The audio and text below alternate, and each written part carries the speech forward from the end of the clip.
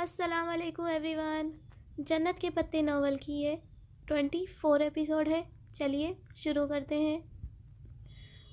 رات سبانچی کے گرد و نواح پہ اپنی پر پھیلائے ہوئے تھی. سبزہ زاروں پر جمی برف اب پانی بن کر جھیل میں بہتی تھی. بہار کی تازہ ہوا ہر سو پھول کھلا رہی تھی. ڈوم بلاکس کی چوکور کھڑکیاں باہر سے روشن دکھائی دیتی تھیں. رات بیت چکی تھی مگر ہاسٹل جاگ رہا تھا. اسپرنگ بریک شروع ہونے میں چند دن ہی تھے اور چھٹیوں سے پہلے یہ ان کی ڈوم میں آخری راتیں تھیں. پھر باری باری سب کو اپنے اپنے ٹور پہ نکل جانا تھا.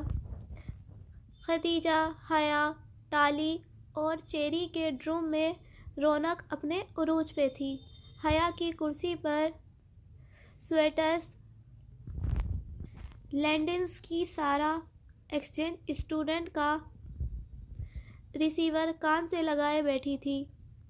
مسکراہٹ دبائے انگلی پہ سنہری بالوں کی لٹ لپیٹتے ہوئے وہ کہہ رہی تھی، میرا فیورٹ کلر تو بلو ہے. اوہ، تمہارا بھی یہی ہے مومن؟ وہ کہنے کے ساتھ بامشکل ہنسی روکے ہوئے تھی. مومن کافی دنوں سے اس کی توجہ لینے کی کوشش کر رہا تھا مگر وہ اس کو دکھانے کے لیے ہالینڈ کے لطیف کے ساتھ نظر آتی تھی.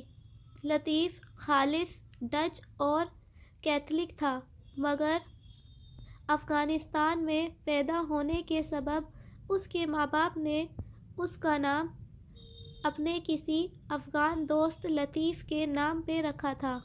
یوں وہ تمام فلسطینیوں کا بہت اچھا دوست بن چکا تھا سوائے مومن کے. سامنے ڈی جے کی کرسی پہ ہالے بیٹھی تھی اور اس کے مقابل کاؤچ پہ اسپین کی سنڈرا تھی. وہ دونوں اپنے درمیان ایک میگزین کھولے تبصرہ کر رہی تھیں. اس تھیم کے ساتھ یہ کنٹراسٹ کچھ اوور لگے گا نہیں؟ ہالے متذبذب سی سینڈرا سے پوچھ رہی تھی. چیری اپنے بینک کی سیڑھی کے ساتھ کھڑی اپنی کیپاؤ آئل کی آدھی شیشی کو دکھاتے ہوئے بار بار نفی میں سر ہلاتے ہوئے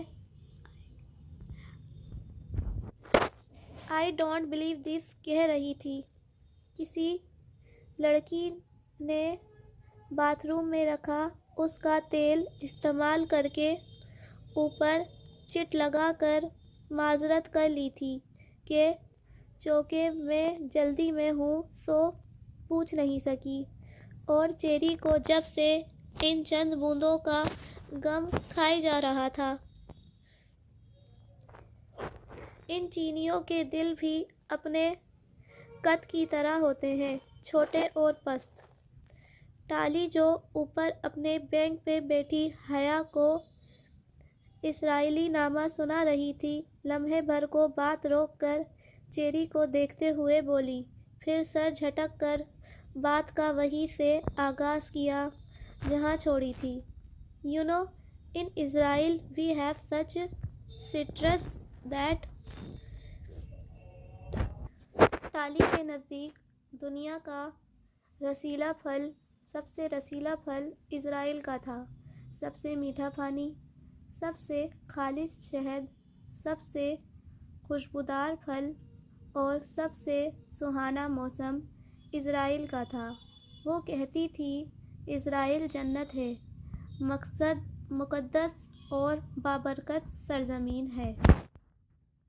اور اس کے جاتے ہی حیا اور ڈی جے اس کے فقرے میں یوں ترمیم کر لیتی کہ فلسطین جنت ہے، مقدس اور بابرکت سرزمین ہے. اب بھی حیا بہت انہماک سے دونوں ہتھیلیوں پہ چہرہ گرائے اس کی باتیں سن رہی تھی۔ جو بھی تھا، اسرائیل نامہ سننے میں مزہ بہت آتا تھا۔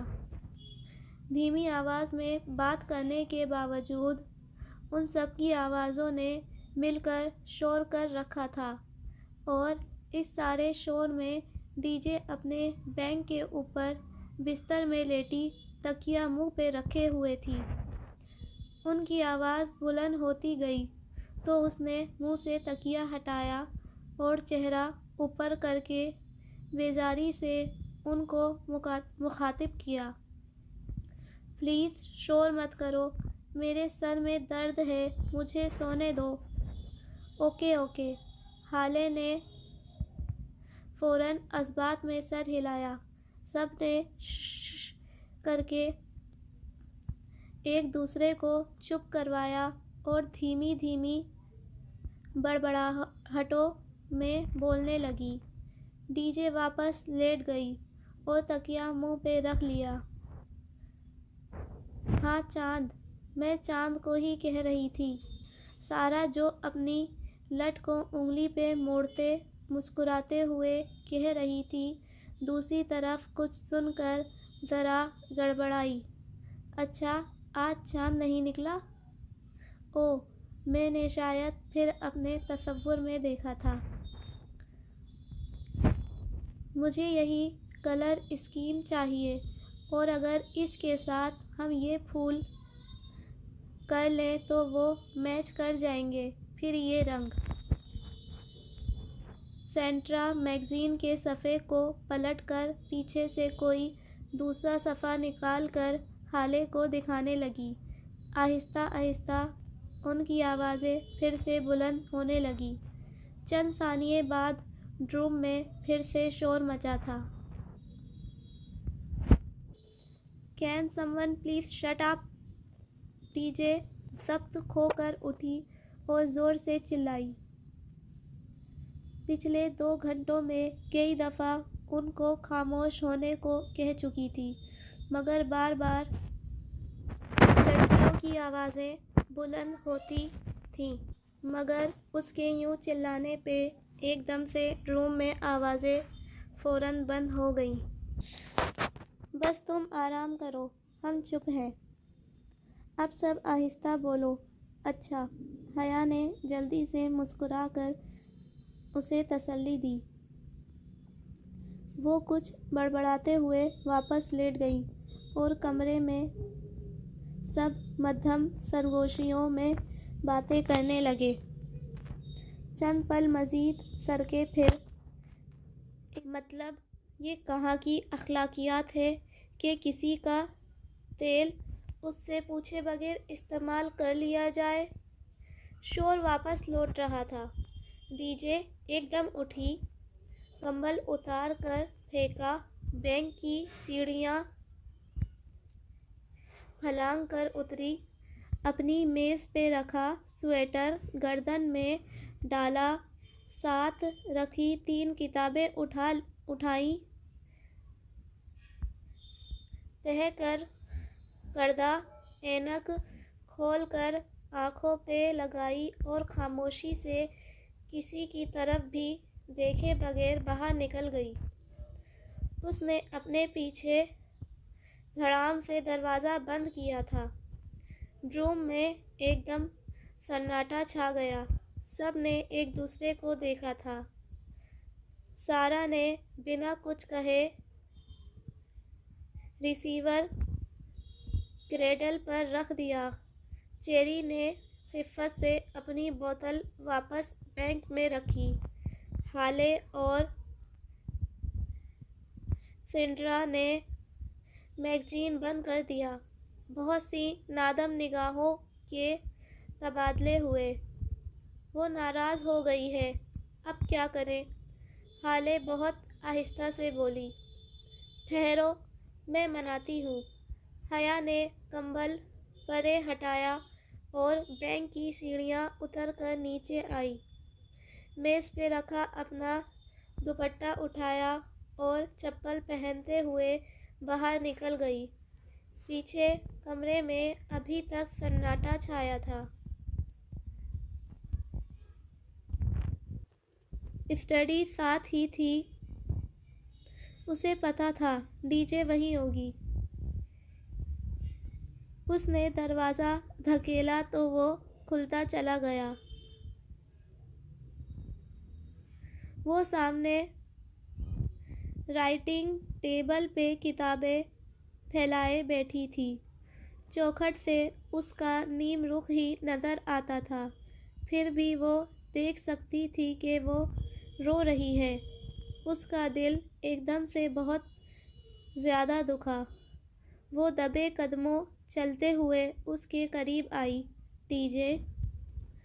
ختیجہ بائیں کنپٹی کو انگلی سے مسلتے چہرہ کتاب میں جھکائے آنسو پینے کی کوشش کر رہی تھی۔ D J, we are really sorry. وہ کرسی کھینچ کر اس کے ساتھ بیٹھی اور اس کا ہاتھ تھامنا چاہا۔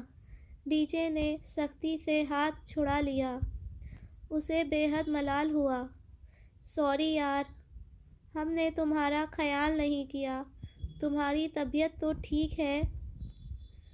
وہ جواب دیے بنا یوں ہی کنپٹی کو انگلی سے ملتی کتابوں پہ سر جھکائے بیٹھی رہی۔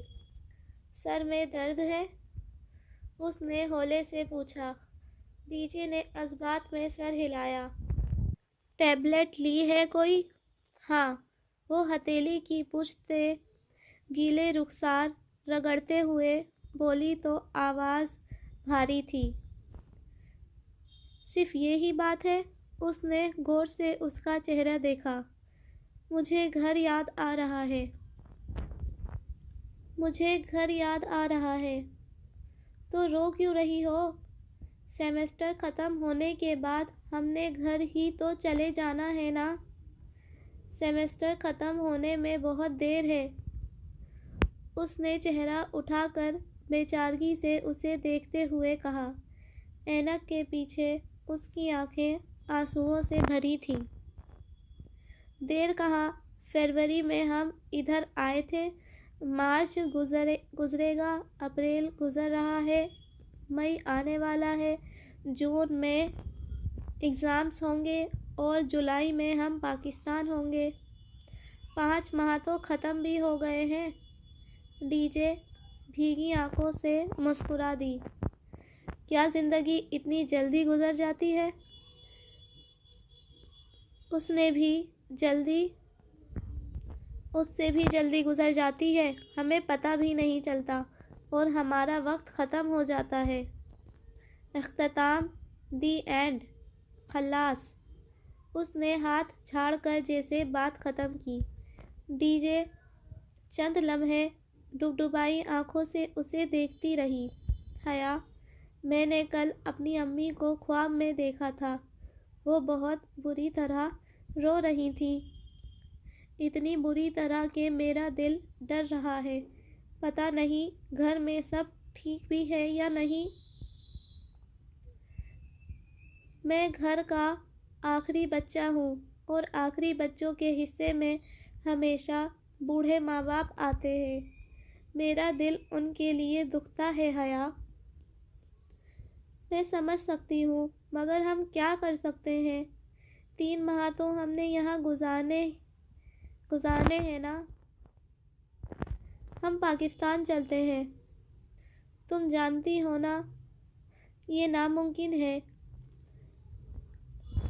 ہم نے کانٹریکٹ سائن کیا ہے، ہم 5 ماہ ختم ہونے تک ترکی نہیں چھوڑ سکتے۔ میں مستقل جانے کی بات نہیں کر رہی، بس چند دن کے لیے۔ اسپرنگ بریک میں ہم اسلام آباد چلے جائیں گے۔ حیا نے گہری سانس لی۔ میری بھی کزن کی شادی ہے، مگر میں اسے قربان کر رہی ہوں، صرف اس لیے کہ اگر ہم ابھی پاکستان چلے گئے تو واپس آتے ہوئے ہمارا دل بہت خراب ہوگا، اور پھر یوں ترکی میں اکیلے گھومنے پھرنے کا موقع ہمیں کبھی نہیں ملے گا۔ اکیلے ڈی جے نے استحاضہ سر جھٹکا۔ تمہیں پتہ ہے ہم دونوں نے یہ اسکالرشپ پروگرام کے لیے کیوں اپلائی کیا تھا؟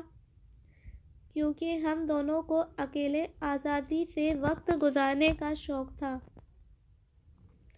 ایسی آزادی جس میں ابو اور بھائیوں کی روک ٹوک نہ ہو۔ مگر انسان آزاد تب ہی ہوتا ہے جب وہ تنہا ہوتا ہے، اور یہی تنہائی قید کر لیتی ہے۔ ہر آزادی میں قید چھپی ہوتی ہے، جیسے اب ہم ترکی میں قید ہیں، اور مجھے لگتا ہے ہم کبھی پاکستان واپس نہیں جا سکیں گے۔ حیا نے جیسے تعصب سے نفی میں گردن ہلائی، پھر نگاہ میز پہ رکھی ڈی جے کی موٹی سی فلسفے کی کتاب پہ پڑھی، جس کے سرورق پہ صفرات کی تفسیر بنی تھی، سقراط کی تصویر بنی تھی۔ اس کی پیشانی پہ بل پڑ گئے۔ پرے ہٹاؤ اس بوڑھے انکل کو، اس کو پڑھ پڑھ کر تمہارا دماغ خراب ہوا ہے۔ سقراط کو کچھ مت کہو، ڈی جے نے تڑپ کر کتاب پیچھے کی۔ افلاطون گواہ ہے کہ سقراط نے کس عظمت و بہادری سے زہر کا پیالہ پیا تھا۔ میری تو 7 نسلوں پہ احسان کیا تھا، وہ تنک کر کہتے ہوئے کھڑی ہو گئی۔ اور ہم کوئی پاکستان نہیں جا رہے۔ 7 دن اور ترکی کے 7 شہر، یہ پروگرام ہے ہمارا۔ ڈن ڈن، ڈی جے مسکرا دی۔ اور سنو، آج ٹائم چینج ہو گیا ہے، گھڑی 1 گھنٹہ آگے کر لو۔ وہ ڈی جے کو نارمل کرتا دیکھ کر ٹالی کا اسرائیل نامہ سننے واپس چلی گئی۔ او نہیں، یہاں بھی وہی مصروف والا نیا ٹائم پرانا ٹائم۔ ڈی جے نے جھنجھلاتے ہوئے کتاب کھول لی۔ اسے نئے ٹائم پرانے ٹائم سے زیادہ کوفت کسی شے سے نہیں ہوتی تھی۔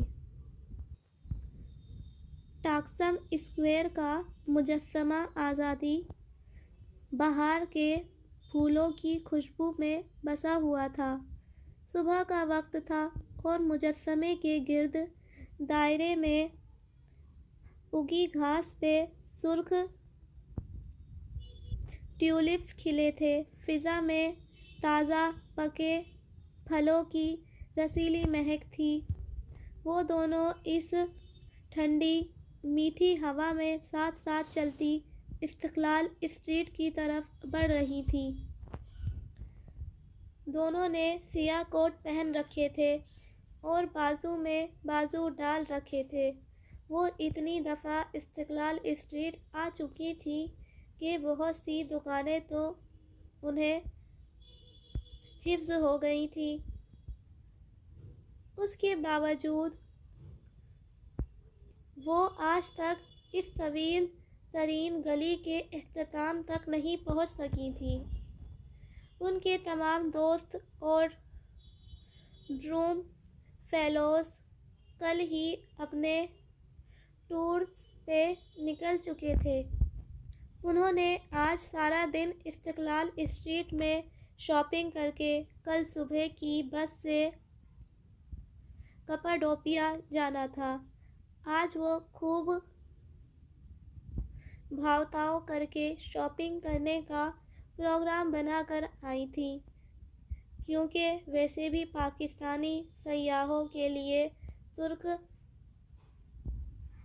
فوراً کم کر دیتے ہیں۔ 7 دن 7 شہر، کتنا مزہ آئے گا نا؟ ڈی جے نے چشم تصور سے خوبصورت ترکی کو دیکھتے آنکھیں بند کر کے کھولی۔ مزہ تو چھوٹا لفظ ہے ڈی جے، مجھے تو خود پہ رشک آنے لگا ہے۔ کیا زندگی اتنی حسین بھی ہو سکتی ہے؟ وہ دونوں استقلال اسٹریٹ میں داخل ہو گئی تھیں۔ وہاں ہمیشہ کی طرح رش تھا۔ دونوں اطراف میں بنے ریسٹورنٹ اور دکانوں کی رونق عروج پہ تھی۔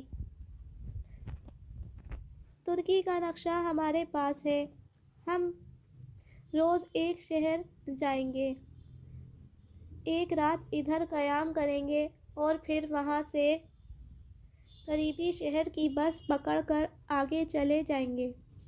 یوں 7 دنوں میں ہمارے 7 شہر ہو جائیں گے۔ اور کپاڈوکیا میں ہاٹ ایئر بلون کی فلائٹ بھی لیں گے۔ کتنا مزہ آئے گا حیا، جب ہم بیلوں کی ٹوکری میں بیٹھے اوپر فضا میں تیر رہے ہوں گے اور پورا ترکی ہمارے قدموں تلے ہوگا۔ وہ دونوں بہت خوش و جذبے سے منصوبے بناتے ہوئے آگے بڑھ رہی تھیں۔ ایک طرف برگر کنگ کا بورڈ جگمگا رہا تھا۔ ڈی جے نے گردن موڑ کر اسے دیکھا۔ سنو حیا، جیحان کو بھی ساتھ چلنے کا کہیں؟ اس کا تو نام بھی مت لو۔ وہ سامنے دیکھتے ہوئے آگے چلتی گئی۔ ابھی وہ اس کے ریسٹورنٹ کی شکل بھی نہیں دیکھنا چاہتی تھی۔ یار معاف کر دو نا، وہ کسی اور بات پہ اپسیٹ ہوگا، مگر میں اسی بات پر اپسیٹ ہوں۔ کوئی ضرورت نہیں ہے اس سے ملنے کی۔ وہ اسے بازو سے کھینچ کر آگے لے گئی۔ میرا مائیگرین سارا ٹرپ خراب کروائے گا۔ ٹیبلٹ لی تھی مگر کوئی فرق نہیں پڑا۔ ڈی جے کو پھر سے سر میں درد ہونے لگا۔ اور میرا ٹرپ میرا گیئر رجسٹر فون خراب کرائے گا۔ اس نے کوٹ کی جیب سے حالے کا بھرا ترک فون نکال کر مایوسی سے اسے دیکھا۔ اس کی بیٹری جلدی ختم ہو جاتی تھی۔ وہاں دوسرے شہروں میں پتہ نہیں کیا حالات ہوں۔ میں اپنے پاکستانی فون کو رجسٹر کروا ہی لیتی ہوں۔ ٹھیک ہے، مگر پہلے جوتے دیکھ لیں۔ وہ دونوں شو اسٹور کا دروازہ دھکیلتے ہوئے اندر داخل ہوئی۔ دروازہ ذرا بھاری تھا، مشکل سے کھلا۔ حیا اچنبھے سے دروازے کو دیکھتے ہوئے آگے بڑھ گئی۔ عجیب بات تھی کہ جب اگلی دکان پہ وہ گئیں، ان کا دروازہ بھی زور لگا کر دھکیلنے پر پیچھے ہوا۔ آج استقلال جدیسی کے دروازوں کو کیا ہوا ہے؟ ڈی جے بھی محسوس کر کے حیرت سے بولی۔ ایویا کی دکان استقلال اسٹریٹ میں ذرا آگے جا کر ملی۔ وہ دونوں اکٹھی چوکھٹ تک آئیں اور لاشعوری طور پر ایک دم بہت زور سے دروازے کو دھکا دیا۔ وہ گلاس ڈور بے حد باریک اور نازک شیشے کا بنا تھا۔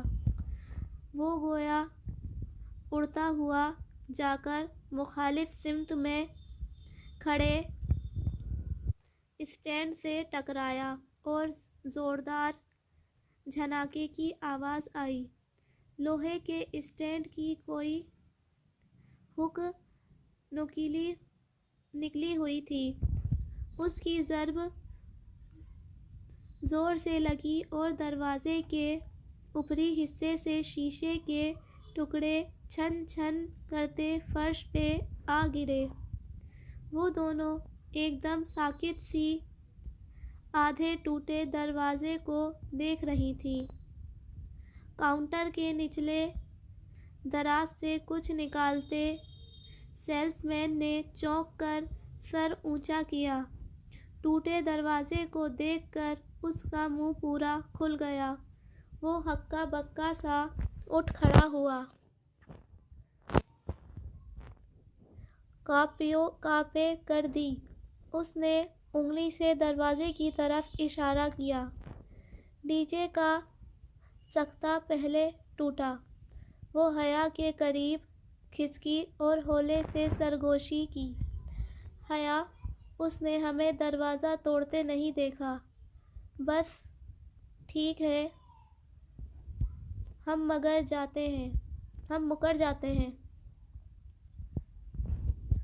وہ گلا کھنکھاڑتے خود کو نارمل کرتے ہوئے آگے بڑھی اور اپنا پاکستانی فون اس کی طرف بڑھایا۔ فون رجسٹر کروانا ہے۔ کا پے کر دی مادام۔ وہ فون کو دیکھے بنا ابھی تک دروازے کی طرف اشارہ کرتے ہوئے پوچھ رہا تھا۔ مجھے فون رجسٹر کروانا ہے۔ کا پے کر دی۔ ڈی جے یہ کیا بک رہا ہے؟ وہ کوفت سے ڈی جے کی طرف پلٹی۔ وہ اسے غالباً انگلش نہیں آتی اور یہ دروازے کا پوچھ رہا ہے۔ دیکھو بھائی، وہ آگے آئی اور کاؤنٹر پہ کوہنی رکھے بڑے اعتماد سے بولی، ہم نے کوئی دروازہ نہیں توڑا اور ہم نے تو تمہارا دروازہ دیکھا ہی نہیں تھا۔ بالکل، ہم نے تو کبھی زندگی میں دروازے نہیں دیکھے۔ ہمارے گھروں میں دروازے ہوتے ہی نہیں ہیں۔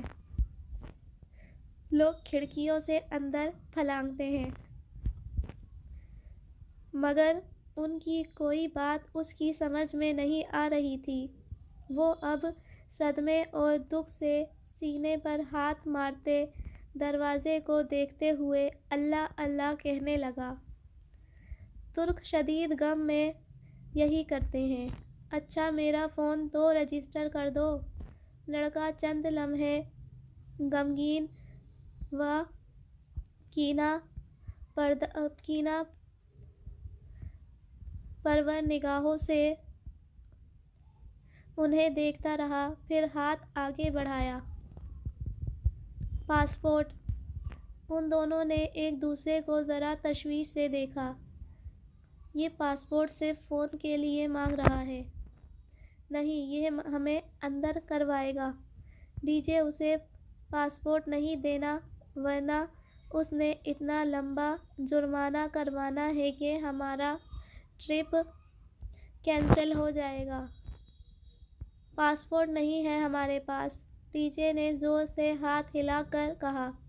وہ حیا سے چند قدم پیچھے تھی۔ پاسپورٹ۔ اس نے بازو بڑھائے، پھر سے پاسپورٹ مانگا۔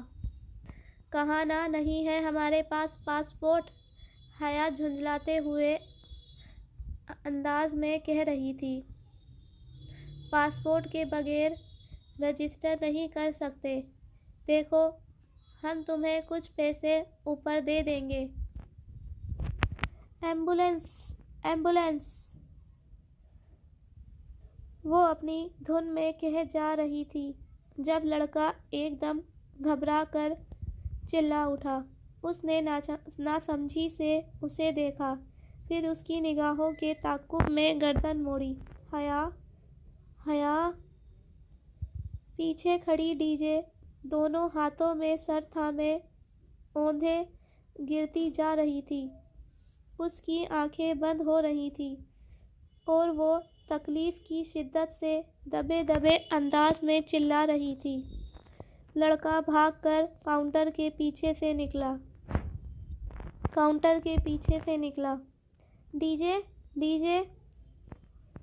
وہ ہذیانی انداز میں چیختے ہوئے اس کی طرف لپکی۔ اس کی اینک پھسل کر فرش پر جا گری۔ تیزی سے اس کی طرف بڑھتے لڑکے کا جوگر اس پہ آیا۔ کڑچ کی آواز آئی اور ایک شیشہ دو حصوں میں بٹ گیا۔ D J! D J! وہ اس پر جھکی دیوانہ وار اسے پکار رہی تھی۔ ڈی جے کی آنکھیں بند ہو رہی تھیں، ساری دنیا اندھیرے میں ڈوب رہی تھی۔ اسپتال کا وہ کوریڈور سرد اور ویران تھا۔ سنگ مرمر کا فرش کسی مردے کی طرح سفید تھا، سفید، بے جان، ٹھنڈا۔ وہ بالکل سیدھی بیٹھی تھی، ساکت، جامد، سیدھ میں کسی غیر معمولی نقطے پر نگاہیں مرکوز کیے۔ اس کی آنکھوں سے آنسو ٹوٹ ٹوٹ کر گر رہے تھے۔ جب سے ڈی جے آپریشن تھیٹر میں تھی، وہ یوں ہی ادھر بیٹھی تھی۔ آن ڈیوٹی ڈاکٹر نے کچھ بتایا تھا کہ ختیجہ کے برین میں بریری اینیورزم تھی، ایک پھولی ہوئی اینورم جو پھٹ گئی تھی۔ سب ارکنائڈ ہیمریج۔ ڈاکٹر نے کہا تھا کہ بریری اینورم پھٹنے والے مریضوں میں سے 80 سے 90% کی موت واقع ہو جاتی ہے۔ کم سے کم 10% امید تھی کہ وہ اسی 10% امید کو تھامے بینچ پر بیٹھی تھی۔ اس کا ذہن بالکل مفلوج ہو چکا تھا، جیسے بھاری سیل سے سر کو کچل دیا گیا ہو۔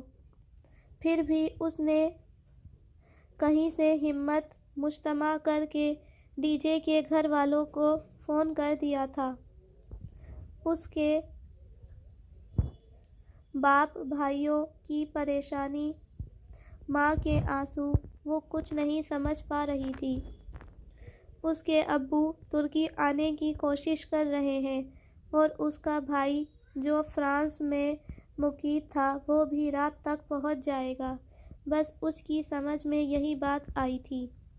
بار بار کوئی نہ کوئی اسے فون کرتا اور وہ ہر بات کے جواب میں بھیگی آواز سے اتنا ہی کہہ پاتی، مجھے نہیں پتا ڈاکٹر باہر نہیں آئے۔ اب وہ یوں ہی نڈھال سی بینچ پر بیٹھی تھی، آنسو لڑیوں کی صورت آنکھوں سے گر رہے تھے۔ 10% کی امید۔ اس نے گود میں رکھے موبائل کو دیکھا اور کپکپاتے ہاتھوں سے اٹھا کر پیغام لکھنے لگی، میں ٹاکسم فرسٹ ایڈ ہاسپٹل میں ہوں۔ ڈی جے کو برین ہیمریج ہوا ہے، تم فوراً آ جاؤ۔ اور جیہان کو بھیج دیا۔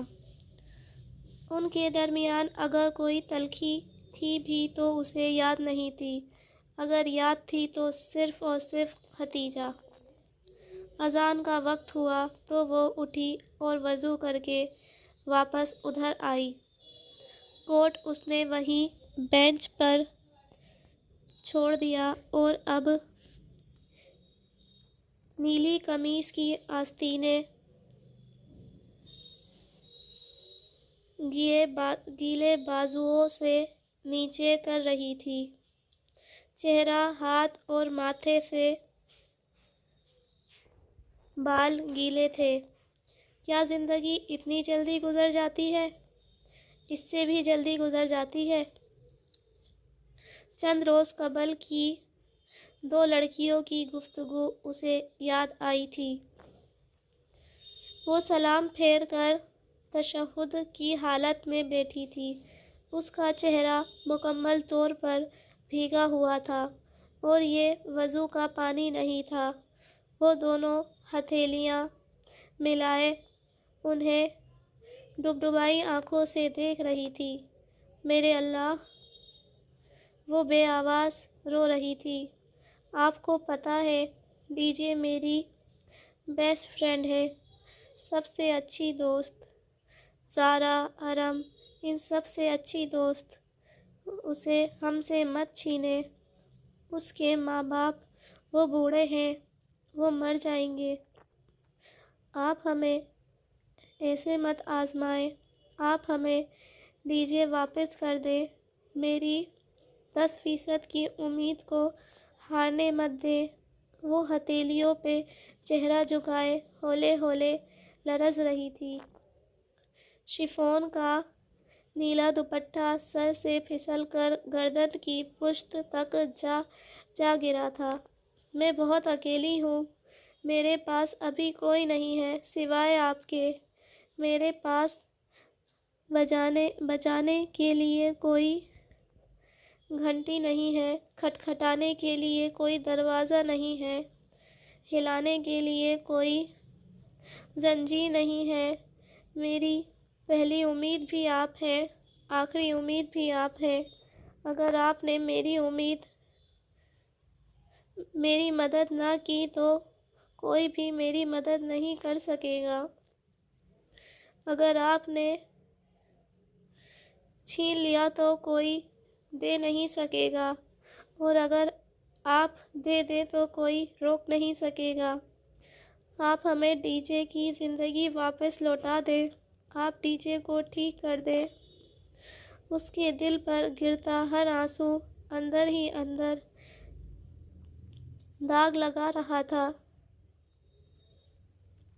جلتا سلگتا ہوا داغ۔ اس کا دل ہر پل زخمی ہوتا جا رہا تھا۔ اللہ تعالیٰ، میرے پاس کوئی نہیں ہے جس سے مانگ سکوں، آپ کے علاوہ کوئی نہیں ہے جو مجھے کچھ دے سکے۔ میری ایک دعا مان لیں، میں زندگی بھر کچھ نہیں مانگوں گی، کوئی خواہش نہیں کروں گی۔ آپ ہمیں ڈی جے کی زندگی واپس لوٹا دیں۔ میں ہر وہ کام کروں گی جو آپ کو راضی کرے اور راضی رکھے۔ میں آپ کو کبھی ناراض نہیں کروں گی۔ آپ ڈی جے کو ٹھیک کر دیں پلیز۔ وہ ہاتھوں میں چھیرا چھپا کر پھوٹ پھوٹ کر رو رہی تھی۔ وہ زندگی میں کبھی اتنی اکیلی نہیں ہوئی تھی جتنی آج تھی۔ وہ کبھی اتنی بے بس، اتنی لاچار بھی نہیں رہی تھی جتنی اس وقت تھی۔ کتنے گھنٹے گزرے، کتنی گھڑیاں بیتیں، اسے کچھ یاد نہیں تھا، بس اندھیرا چھا رہا تھا۔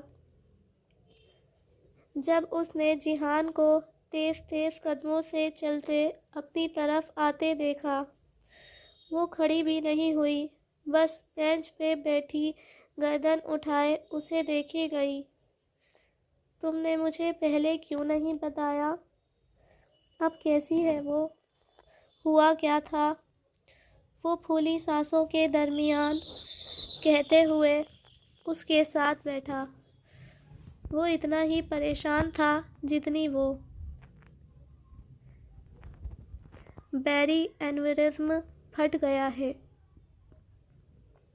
جس کے نتیجے میں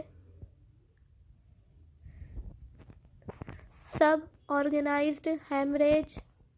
اسے خود جو سمجھ آیا تھا وہ بتانے لگی۔ بتا کر وہ پھر سے دونوں ہاتھوں میں سر دیے رونے لگی۔ وہ ٹھیک ہو جائے گی، تم ایسے مت رو۔ تم نے کچھ کھایا ہے؟ تم مجھے ٹھیک نہیں لگ رہی، میں کچھ لاتا ہوں۔ پھر وہ رکا نہیں، تیزی سے اٹھ کر چلا گیا۔ جب وہ واپس آیا تو ہاتھ میں سینڈوچ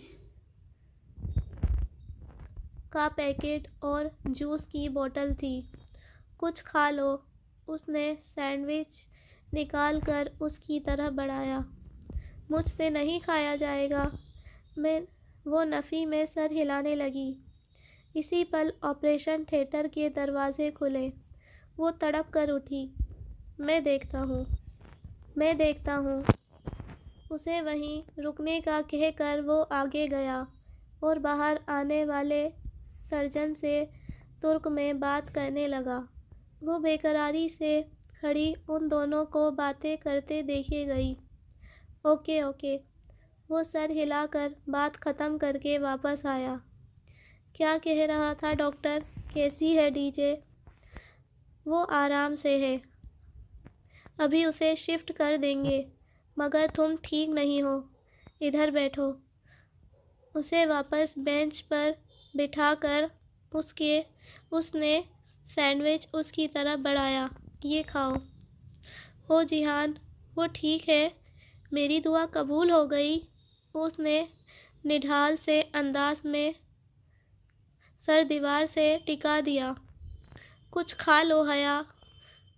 اس کے اصرار پر اس نے بامشکل آدھا سینڈوچ کھایا اور تھوڑا سا جوس پی کر بوتل پرے ہٹا دی۔ جیحان، میری دعا رد نہیں ہوئی؟ میں نے اتنی دعا کی تھی۔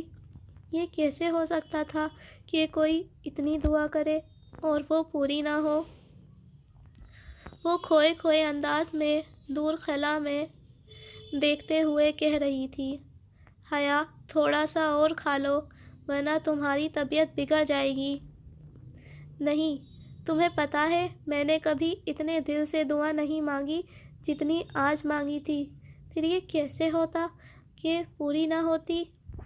اس کی آنکھوں سے پھر سے آنسو بہنے لگے۔ وہ خاموشی سے اسے دیکھے گیا۔ اب وہ مزید کچھ نہیں کھائے گی، اسے اندازہ ہو چکا تھا۔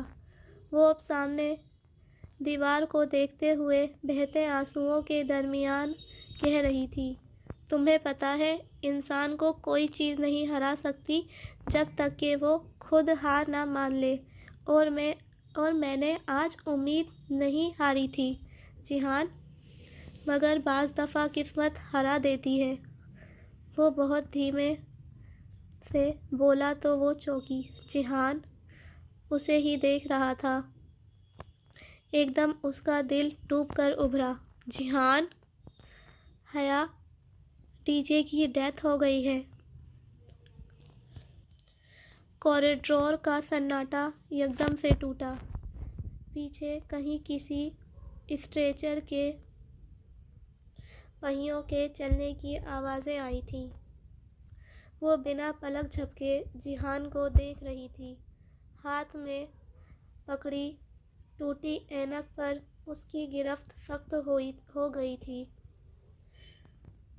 پسینے میں بھیگی ہتھیلی سے اینک کے شیشے پر دھند چھائی جا رہی تھی۔ ٹھنڈی گیلی دھند۔